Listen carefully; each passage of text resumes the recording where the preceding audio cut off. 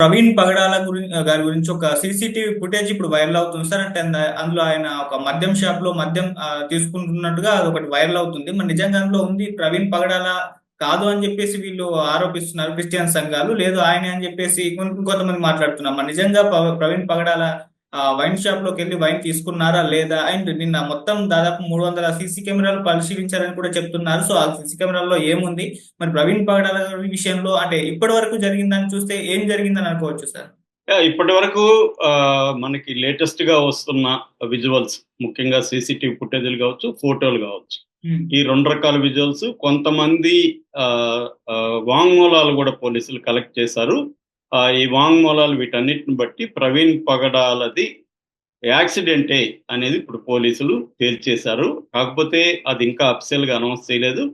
So ఇప్పుడు పోలీసులు దీన్ని యాక్సిడెంట్ అని ఎలా తేల్చారు? ఆ, ప్రవీణ్ పగడాల దారి పొడవునా మందు తాగుతూ రెండు సార్లు ఆల్రెడీ కింద పడి ఆ, పోలీసులకు దొరికి మళ్ళీ వెళ్ళాడు అనేది ఇప్పుడు తెలుస్తుంది. వాళ్ళు ఏమి చెప్పారు? 300 సీసీ కెమెరాల్లో ప్రధానంగా ఏముంది అనేది మనం చూద్దాం.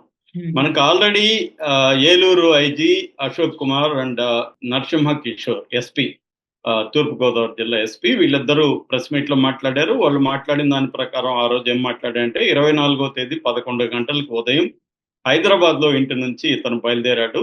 సో ఆ తర్వాత విజయవాడ దగ్గర 4 గంటలు మిస్ అయ్యాడు. దాని తర్వాత మనకి కొవ్వూరు దగ్గర 11 గంటల 30 ఆ, 31 నిమిషానికి అక్కడ కనిపించాడు. దాని తర్వాత కొంతమూరు దగ్గర చనిపోయిన స్పాట్కి 11 గంటల 42 నిమిషాలకి అక్కడ చేరుకున్నాడు అనేది ఇప్పటి వరకు చెప్తున్న కథనం. ఇప్పుడు ఆయన చెప్పింది ఏంటంటే ఈ 4 గంటలు మిస్ అవడంలో ఏం జరిగింది అనేది మేము విచారిస్తున్నాం అని చెప్పారు. దానికి సంబంధించి ఇప్పుడు క్లారిటీ వచ్చేసింది. ఇప్పుడు చూసుకుంటే ఈయన జర్నీ మొత్తం ఆ, మొత్తాన్ని కూడా ట్రాక్ చేయగలిగారు పోలీసులు. ఆ ఆ ట్రాకింగ్ కూడా వాళ్ళేదో చెప్తున్నట్టు కాకుండా క్లీన్ గా సీసీటీవీ ఫుటేజ్లు ఉన్నాయి, ఫొటోస్ ఉన్నాయి, వాంగ్మూలాలు ఉన్నాయన్నమాట. ఈ మూడు రకాల సోర్సెస్ ని ఉపయోగించి పోలీసులు ఒక నెరేటివ్ ని బిల్డ్ చేసినట్టుగా కనబడుతుంది. దీని ఇంకా టాక్సికాలజీ రిపోర్టు అంటే ఆ అబ్బాయి కడుపులో మద్యం ఉన్నట్టుగా టాక్సికాలజీ రిపోర్ట్ వస్తే గానీ తెలియదు అనమాట. ఇప్పుడు ఏంటంటే పాక్షికమైన పోస్ట్ మార్టం రిపోర్ట్ మాత్రం వచ్చింది. పాథాలజీ రిపోర్ట్ రావాలి, టాక్సికాలజీ రావాలి, తర్వాత ఫోరెన్సిక్ సైన్స్ ల్యాబ్ లో నుంచి రిపోర్ట్ రావాలి. ఇవన్నీ వస్తే ఇంకా సమగ్రంగా ఏం జరిగిందని పోలీసులు చెప్పగలుగుతారు. నిన్న సంచలనం సృష్టించిన వీడియోలు ఆ, లేకపోతే తన జర్నీ ఏముందని చూస్తే మొత్తం 300 సీసీటీవీ ఫుటేజీలను ఇప్పటి వరకు పోలీసులు పరిశీలించారు.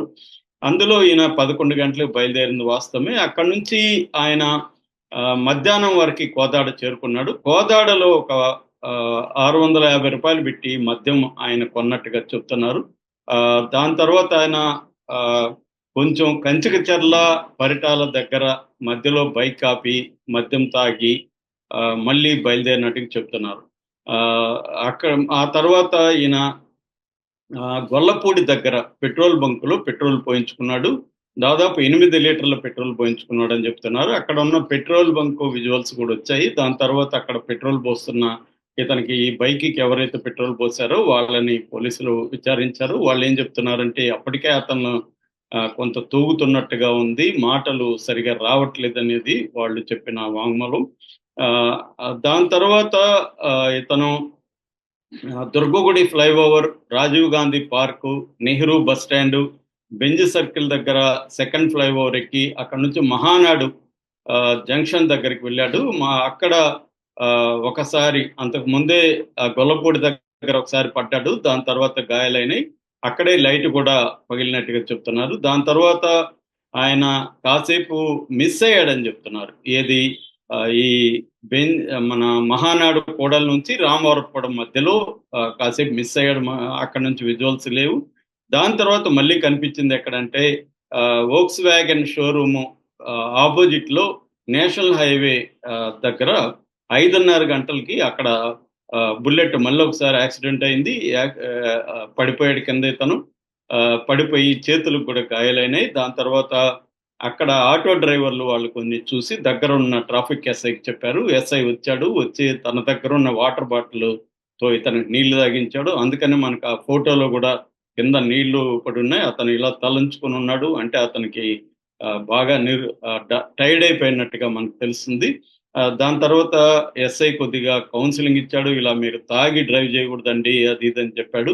దాంతో అక్కడ పక్కన గడ్డి బూత్ ఉంది. బూత్ వెనక గడ్డి కొద్దిగా ఉంటే అక్కడ పడుకున్నాడు. దాదాపు 5:40 నుంచి 8:20 వరకు, రాత్రి 8:20 వరకు అక్కడ నిద్రపోయాడు. దాని తర్వాత లేచాడు. ఈ లోపల ఇంకొక ఎస్ఐ వచ్చి, పాత ఎస్ఐ అతనికి చెప్పాడు, ఇలాగా పడిపోయాడు ఇతను ఇంతకు ముందు అని. అతను వచ్చి మీరు ఇప్పుడు ఓకేనా, డ్రైవింగ్ కి మీకు బానే ఉందా అది ఇది అని చెప్పి టీ తాగించి అక్కడి నుంచి పంపించాడు. అక్కడి నుంచి ఇతను మళ్ళీ బయలుదేరాడు బైక్ లో. అరౌండ్ 8:47కి అలాగా ఏలూరు వైపు బయలుదేరాడు. బయలుదేరిన తర్వాత ఏలూరు తర్వాత మళ్ళీ టానిక్ వైన్స్ లో 350 రూపాయలు పెట్టి మళ్ళీ అక్కడ కొన్నాడు అనమాట. మనకి ఆ విజువల్ కూడా బయట వచ్చింది. బకార్డి రమ్ము, వైట్ రమ్ము కొన్నాడు. వైట్ రమ్ము అయితే స్మెల్ రాదని అతను ఇంతకు ముందు కూడా జర్నీస్ లో ఇలాంటిదే వాడుతున్నట్టుగా చెప్తున్నారు. సో వైట్ రమ్ అక్కడ తాగినట్టుగా చెప్తున్నారు. సో ఇక్కడ వరకు మనకి ఏలూరు దాటే వరకు కూడా ఇప్పుడు కంప్లీట్ గా పిక్చర్ వచ్చింది. అంటే ఇతను 2 సార్లు కింద పడ్డాడు, 2 సార్లు మద్యం తీసుకున్నాడు, 2 సార్లు తీసుకుని పోతున్నాడు. ఇక్కడ మద్యం తాగడం నేరం కాదు, కానీ బైక్ డ్రైవ్ చేస్తూ నైట్ టైంలో మద్యం తాగడం ఖచ్చితంగా నేరమే. రెండవది హెడ్ లైట్ ని రిపేర్ చేసుకునే పరిస్థితిలో కూడా అతను లేడు, అలాగే వెళ్ళిపోయాడు. ఎస్ఐ సూచించాడు కూడా, మీరు హెడ్ లైట్ రిపేర్ చేసుకోండి, కొద్దిగా రిలాక్స్ అయినాక వెళ్ళండి, మీరు మద్యం తాగి చేయకూడదని కౌన్సిలింగ్ కూడా ఇచ్చాడని చెప్తున్నారు. ఆ ఎస్ఐతో కూడా మాట్లాడారు పోలీసులు ఇస్తున్నారు. సో అట్లాగే మనకి ఆ వైన్ షాప్ లో కూడా కనబడితే 10:10:32 దగ్గర ఓపెన్ అయితే 10:12:42 అతను మళ్ళీ వెళ్ళిపోయాడు అనమాట. అంటే అతను పేటిఎం ద్వారా పే చేశాడు. ఆ వివరాలంతా కూడా వాళ్ళు తీసుకుంటున్నారు. సో ఇప్పుడు ఇది పోలీసులు చెప్తున్నది. దీనికి రకరకాల స్పందనలు వస్తున్నాయి. దీనికి ఎక్కువ మంది పాస్టర్ ప్రవీణ్ ఫ్రెండ్స్ కావచ్చు, లేకపోతే దళిత మేధావులు కావచ్చు, వీళ్ళు చెప్తున్నది ఏమంటే అతను పాస్టర్ ప్రవీణ్ కాదు, అసలు ఆ ఫోటోలో ఉన్నది అతను ఆల్రెడీ చంపేశారు. అక్కడ విజయవాడ దగ్గర పట్టుకొని చంపేశారు. చంపేసి ఒక అతనికి అదే గెటప్ ఇచ్చి ఈ మందు కొనేటిగా చేసి ఈ కథనాన్ని వీళ్ళు ప్లాన్ చేసి పోలీసులు ఇతను మద్యం తాగి 2 సార్లు పడిపోయి మళ్ళీ అక్కడ పోయి పడిపోయి చనిపోయాడు అనే కథనాన్ని వీళ్ళు ప్లాన్ చేసుకుని దానికి తగినట్టుగా ముందే ప్లానింగ్ అంతా ఇదంతా అనేది వీళ్ళ వెర్షన్ ఒకటి. రెండవ వెర్షన్ ఏంటంటే అసలు ఈ అక్కడ మద్యమే ఇతను తీసుకోలేదు, ఇదంతా కూడా ఫేక్ వీడియోస్, ఇతను కొట్టిన వాళ్ళే వీడియో తీశారు, ఆ ఫోటోలు తీశారు, ఇదంతా కూడా ప్లాన్ ప్రకారం, ముందస్తు ప్లాన్ ప్రకారం జరిగింది. దీంట్లో పోలీసులు కూడా కుమ్మక్కయ్యారనేది ఒక వార్త. అయితే ఇదంతా కూడా దేనికి కూడా ఆధారాలు లేవు. పోలీసులు చెప్పిన దానికి ఆధారాలు ఉన్నాయి, కానీ పోలీసులను కౌంటర్ చేసే వాళ్ళ దగ్గర ఏది ఆధారాలు లేవు. ఇతను మద్యం కొనింది వాస్తవం అనేది అర్థమవుతుంది, ఫోటోలు చూసినా కానీ లేకపోతే ఎస్ఐలు చూసినా కానీ. ఇది యాక్సిడెంట్ గా మాత్రమే మనకి ఇప్పటి వరకు కనిపిస్తుంది. ఎందుకంటే హత్య అంటే ఈ విజువల్స్ ఎక్కడైనా కనబడాలి. ఓన్లీ కొంత మాత్రమే అతను మధ్యలో సీసీటీవీలో కనిపించలేదు, మిగతా అంతా సీసీటీవీలు 300 సీసీటీవీలు ఎస్టాబ్లిష్ చేశారు. కాబట్టి ఎవరైతే ఆరోపణలు చేస్తున్నారో వాళ్ళు నిరూపించాలి. నిరూపించకుండా ఆరోపణలు చేయడం కరెక్ట్ కాదు. ఇదంతా కూడా ఎందుకంటే వాళ్ళ దగ్గర ఎటువంటి ఆధారాలు లేవు. ఇది హత్య అని చెప్పడానికి ఎటువంటి ఆధారాలు లేవు, ఇది యాక్సిడెంట్ అని చెప్పడానికి వీళ్ళ దగ్గర, పోలీసుల దగ్గర కంప్లీట్ గా సోర్సెస్ ఉన్నాయి.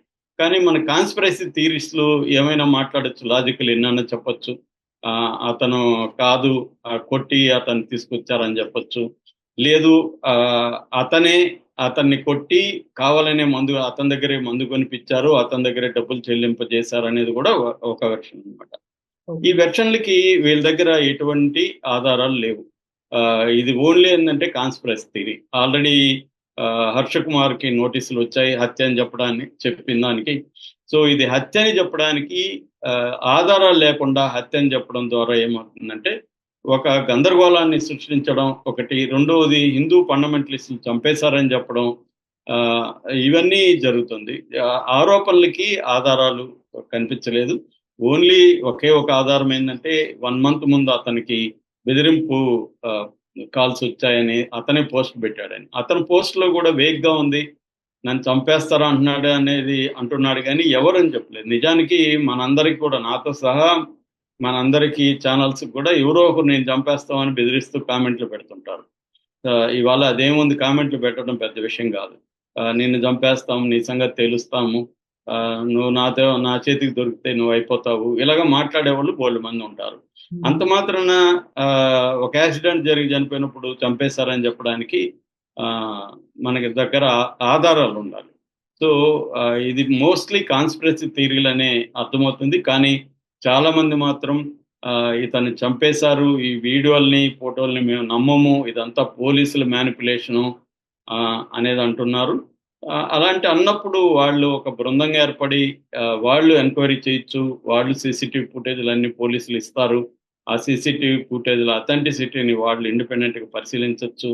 ఇది ఎవరు చేయట్లేదు. వీళ్ళు ఒక ఫ్యాక్ట్ ఫైండింగ్ ఏర్పడి ఇప్పుడు ఇన్ని మాట్లాడుతున్నారు. ఒకప్పుడైతే పౌర హక్కుల సంఘం వాళ్ళు నేను కూడా 5 ఏళ్ళు పనిచేశాను. అప్పుడు ఇలాంటివి జరిగినప్పుడు ఫ్యాక్ట్ ఫైండింగ్ ఎళ్లి మొత్తం దాన్ని విచారించి ఒక ట్రూత్‌ని వెలికి తీసి పోలీసులది ఎలా తప్పో వివరంగా వివరించేవాళ్ళం. కానీ ఇవాళ ఏమైంది సోషల్ మీడియా వచ్చి పోస్ట్ పెట్టేసి సైలెంట్‌గా ఉండడం. దాంట్లో ఏముంది ఎవడైనా పెట్టొచ్చు. వీళ్ళు రిస్క్ తీసుకొని వీళ్ళు ఫార్మ్ అవ్వాలి. ఒక team fact finding team form అయ్యి తను మొత్తం రూట్‌ని పరిశీలించండి. మొత్తం ఎవరెవరైతే పోలీసులు వాళ్ళతంతా ఎంక్వైరీ చేయండి. అదెందుకు చేయరు ఎవరు? అంటే ఇది ఈజీ గదా! పోస్టులు పెట్టడం ఈజీగా కనిపిస్తుంది. కుట్ర థియరీలని ప్రచారం చేయడం ఈజీ. యాక్షన్‌లోకి దిగడం కష్టం. సో, అందుకని నా సజెషన్ ఏందంటే ఒకవేళ డౌట్ ఉంటే ఫ్యాక్ట్ ఫైండింగ్ టీమ్‌గా ఏర్పడి ఒక బృందం దాంట్లో ఎక్స్ పోలీసులు ఎవరైనా ఉంటే తీసుకోవచ్చు. లాయర్‌లని తీసుకోవచ్చు. జర్నలిస్ట్‌లని పెట్టుకోవచ్చు. అంటే క్రైమ్‌ని ఎలా స్టడీ చేయాలో, ఇన్వెస్టిగేట్ చేయాలో తెలిసిన వాళ్ళ హెల్ప్ తీసుకొని దీన్ని గాని స్టడీ చేస్తే ఆల్టర్‌నేటివ్‌గా అప్పుడు ఇది హత్య అని చెప్పడానికి వాళ్ళ దగ్గర ఏమన్నా ఆధారాలు ఉంటే దాన్ని చెప్పొచ్చు. ఆయన కూడా అశోక్ కుమార్ గూడా అదే అన్నాడు. మీ దగ్గర ఆధారాలు ఉంటే ఇవ్వండి అని. ఇప్పుడు ఆహ్, హర్ష కుమార్‌కి నోటీసులొచ్చింది. రాజానగరం పోలీస్ స్టేషన్ నుంచి. వాళ్ళు చెప్తున్నది గూడా ఏందంటే, మీరు హత్య అని చెప్తున్నారు గదా! మీ దగ్గర ఆధారాలు మాకివ్వండి అని చెప్తున్నారు. వాళ్ళు అడగడం తప్పులేదు గదా! పోలీసులు అడగడం. నువ్వు హత్య అని ఎలా చెప్తున్నావు ఫస్ట్ ఆఫ్ ఆల్? నీ దగ్గర ఆధారం ఏముంది? కాబట్టి హత్యని చెప్పేవాళ్ళ మీద బాధ్యత ఉందిప్పుడు. పోలీసులేమో దీన్ని యాక్సిడెంట్‌గా నిరూపించడానికి నీట్‌గా